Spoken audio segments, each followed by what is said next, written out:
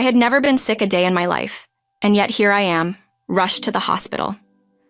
I find myself hooked up to an IV, lying in a bed. My husband and mom-in-law look down at me with this. "We're supposed to be family, living under the same roof." His wife, she mutters. I can't believe my eyes when they place divorce papers in front of me. My name is Sophia, and I'm 52 years old. I lost both parents in an accident as a child and was raised by my grandmother. She supported me through vocational school, and I fulfilled my lifelong dream of becoming a child care worker. Life was fulfilling until my grandmother, worried about my lack of a love life in my 30s, introduced me to my now husband, Mason. I was inexperienced with relationships, but I fell for his kind face and slightly pushy demeanor, quickly tying the knot. When my grandmother's health suddenly deteriorated, hoping to give her peace of mind, after she passed away, she left me a small inheritance. "Because it makes me look bad," Mason said, and I became a housewife at his request. We used my inheritance as a down payment on a house in an upscale suburban neighborhood.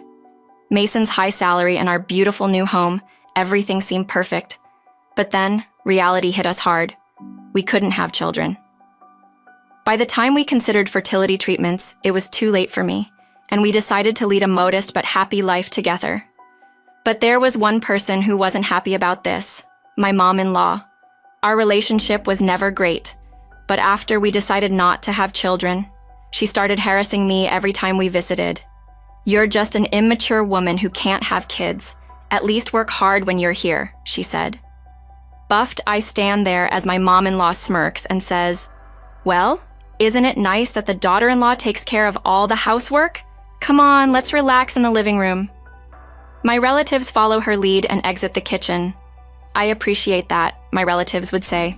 "Thank you, take care. Let us know if you need anything." But not a single person offered to help me. I guess it makes sense.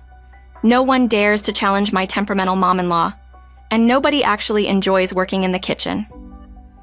Perhaps because it's the countryside, there's always been a level of gender inequality at my spouse's parents' house, centered around my father-in-law.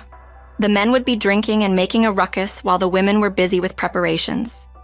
But I never thought all this work would fall on me just because we can't have kids. I can't handle alcohol, and it might be easier to work alone in the kitchen than deal with drunkards. Sighing deeply in the empty kitchen, I recall a recent moment when I stepped into the living room to serve the food. My relatives praised my work, but what my mom-in-law said was shocking. After I left the room, she openly called me a wife who can only do housework and that she's so clueless. I have to direct her all the time. Mason, whether he knew about this or not, was happily drinking away. I wish he'd back me up a bit. When I sneakily talked to my husband about her attitude, he dismissed it, saying it's normal for a wife to do household chores at her in-laws, and it's normal for a husband not to speak highly of his wife. You're overthinking it. Still, if I don't visit my spouse's parents' house, not only will my mom-in-law be upset, but Mason would be too. Even when I finally get a break, often all that's left for me to eat are leftovers. I know going to my spouse's parents' house isn't everyone's cup of tea, but I actually look forward to it. The reason? My niece Emma, who's my sister-in-law's daughter. We don't have any relatives close to her age, so when the uncles start getting loud and rowdy, she escapes to the kitchen where I am. "Auntie, can you help me with my homework?" "Sure, come here," I say. You see, I used to work part-time as a tutor, so while snacking on some treats, Emma and I would sit at the small kitchen table. I'd help her with her homework, or we'd play some card games. My mom-in-law adores Emma, her only grandchild, while everyone else also finds her charming. The pressure of their high expectations bothers her. I'm just a kid, and they're already talking about me going to Harvard or becoming a politician. It's too much. "Yeah, your life is your own." I say nothing, and she smiles, relieved. "My dream is to help people, but let's keep that between us." "Grandma can't be too much," she says, winking. "She's just so adorable. I can't help but wonder what a child would have been like." My mom-in-law doesn't like how close Emma and I are, but holds her tongue, likely fearing she'd alienate her grandchild. I love Emma, and she's fond of me too. Getting through the challenges of visiting back home became easier with her by my side. As time passed, a grown-up Emma started helping me out with all the housework at my spouse's parents' home. Alongside her, my sister-in-law, who occasionally visited, started lending a hand as well. Living at my spouse's parents' home gradually became more comfortable.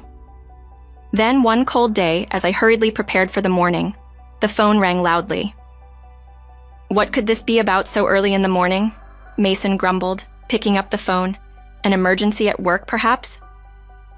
"What did you say?" Mason's loud voice made me stop what I was doing. "What happened?" "My dad." "What?" Turns out my father-in-law had suddenly passed away. He apparently had a heart attack when he went to the chilly kitchen for some water late at night. By the time my mom-in-law found him in the morning, he was already gone. He had been so lively just a month ago. Mason and I immediately went to my spouse's parents' home, surrounded by a mournful atmosphere. The wake took place that evening.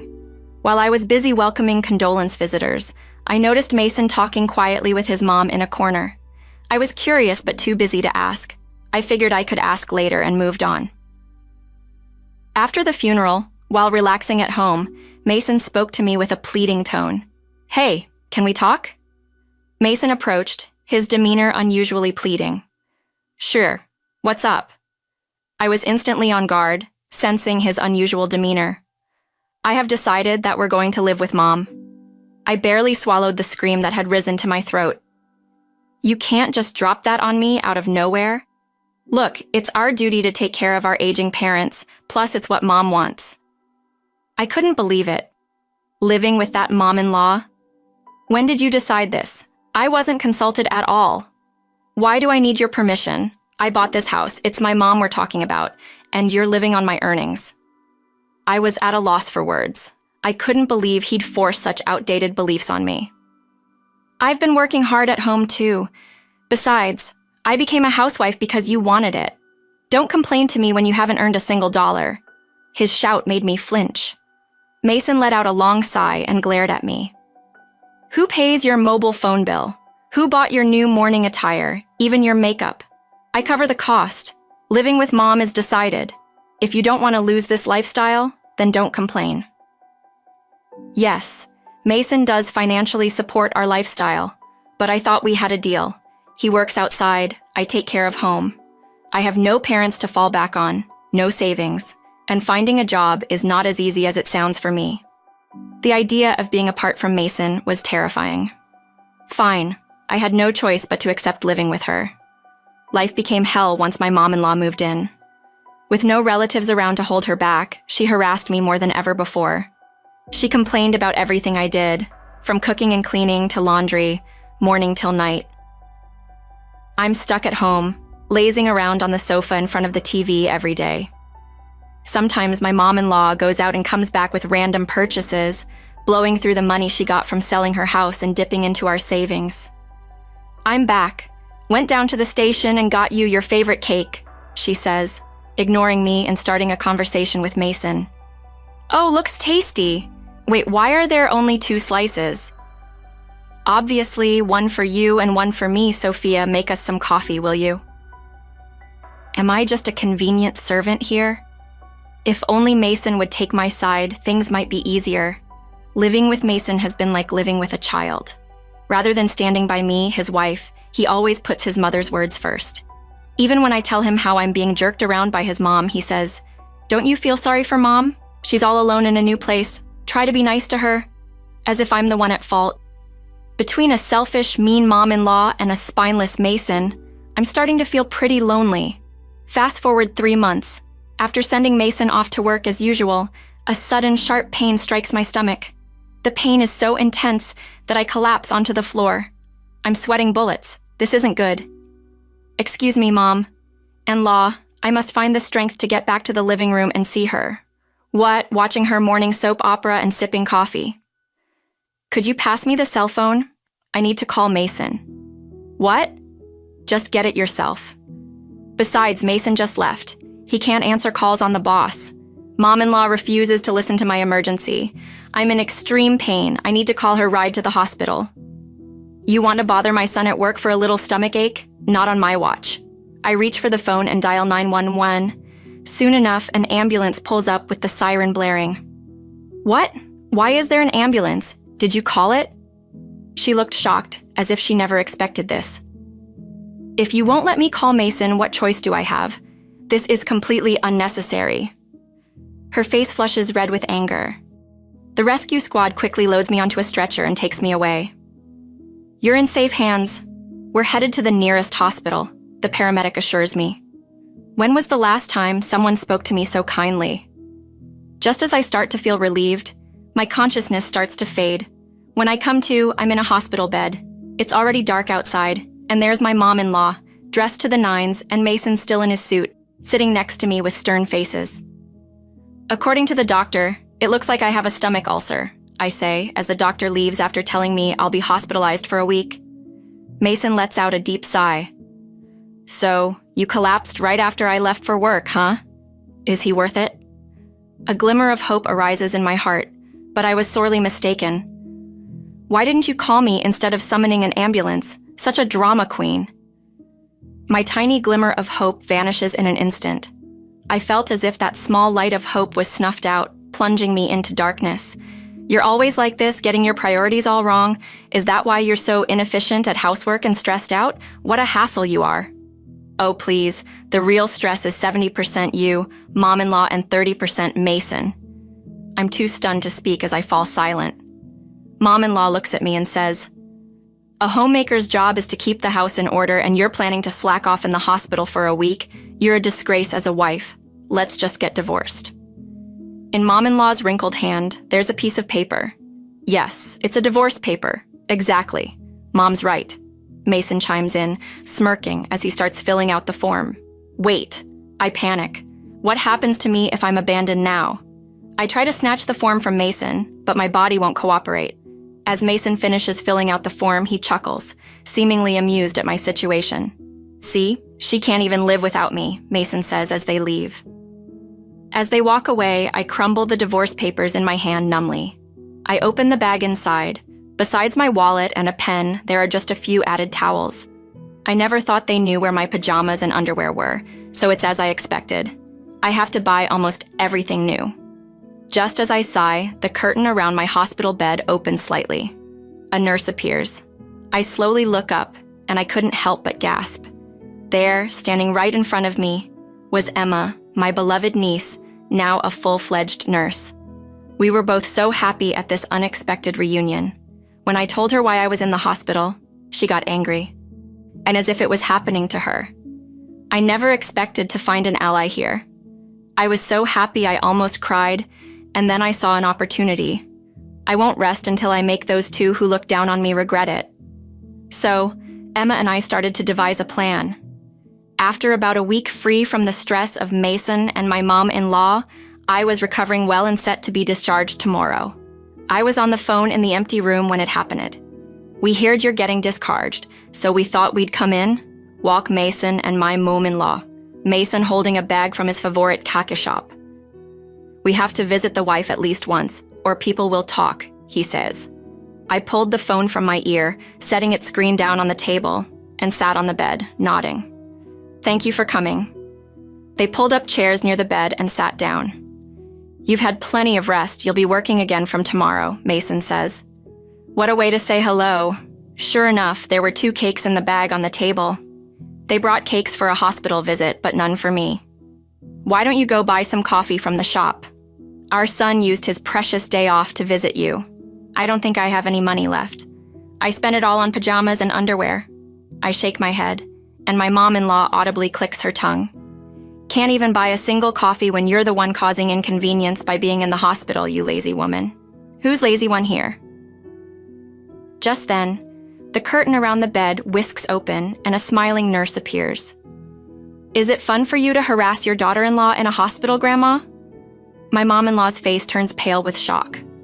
"Why are you here? I just transferred here. I was surprised too. I came to help, and when I came, I found my aunt here with a gastric ulcer. She doesn't smoke or drink, so I couldn't believe it until I heard what you just said." Emma's icy, stern words left my mom-in-law trembling. "No, you misunderstand." My mom-in-law's accusation was cut off by my sister-in-law's voice over the speaker. "What's wrong with you, Mason? Your wife is hospitalized, and this is how you act. Enough is enough." Hearing my sister-in-law's shouting, even Mason shrank back a bit. Sister-in-law and my niece are such justice-oriented folks that you'd think they were from a different family than mom-in-law and Mason. I think to myself. The idea to secretly listen in on the conversation between Mason and mom-in-law in the hospital room was all sister-in-law's plan. After watching Mason and mom-in-law shrink in size, I turned to sister-in-law again. Sister-in-law, thank you so much. I hang up the phone and look at Mason, who's all shriveled up. I haven't just been sleeping and resting this week, you know. You filed for divorce a week ago, right? I'll agree to it. Let's get divorced. Mason stares at me, dumbfounded. Of course he is. He never thought a housewife with no job or place to live would willingly let go of her current life. His baffled expression is so priceless I can't help but laugh. Annoyed? Mason yells. You have no job, no home. What are you planning to do? I answer, I'll work at the hospital. Emma's boss lives in the neighborhood. I explain the situation and everything is set. Never thought I'd be indebted to a neighbor like this. You're not a doctor or nurse. How can you work in a hospital? Emma interjects with a smile. You really don't know. This hospital employs various professionals, not just doctors and nurses. Emma winks at me as I watch Mason flabbergasted. It's the same kind of eye contact we had while tutoring or playing card games at the spouse's parents' house. I'll be working in the hospital's childcare center. They even have dormitories, so housing won't be an issue, I declare confidently. Mom-in-law, defending Mason, who's lost for words, angrily thrusts her wrinkled hand at me. Stop joking. If you're not my daughter-in-law, pay the full hospital bill. No, I'll take it. Oh, by the way, I'll be invoicing you for the divorce settlement later, I say. What do you know about asset division? I can claim half of the assets that Mason and I saved together, I continue. Mom-in-law trembles, and Mason shakes his head in confusion, but I just smile. Also, since I was hospitalized due to stress from you and mom-in-law, I'll be claiming damages in the divorce court. I have witnesses here too, I say. Emma's eyes fixate on mom-in-law, unable to withstand the unexpected situation.